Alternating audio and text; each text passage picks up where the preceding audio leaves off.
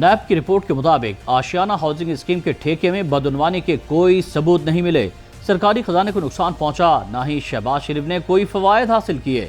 NAB کے مطابق Ashiana housing scheme میں شہباز شریف کے خلاف اختیارات کے ناجائز استعمال کے کوئی ثبوت نہیں ملے۔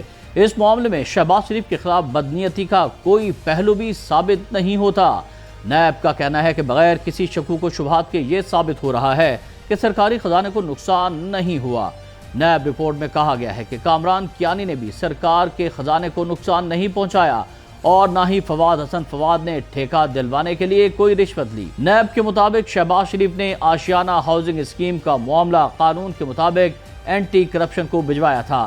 نیب نے سفارش کی ہے کہ احتساب عدالت قانون کے مطابق شہباز شریف کی بریت کی درخواست پر فیصلہ کر دے۔ ذرائع کے مطابق نیب کی جانب سے شہباز شریف پر 4 الزامات عائد کیے گئے تھے۔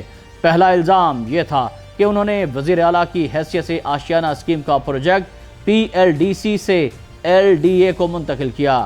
دوسرا الزام یہ تھا کہ LDA سے دوبارہ PLDC کو منتقل کرنے کے غیر قانونی احکامات دیے۔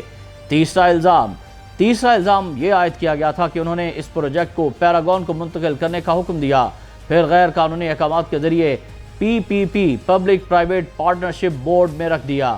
شہباز شریف پر چوتھا الزام یہ عائد کیا گیا تھا کہ وہ غیر قانونی طور پر بورڈ کے معاملات پہ مخل ہوئے اور قانون کو بالائے طاق رکھتے ہوئے اقدامات کیے۔ انہوں نے 2013 میں لطیف سنز کے ساتھ معاہدے کو غیر قانونی طور پر منسوخ کیا۔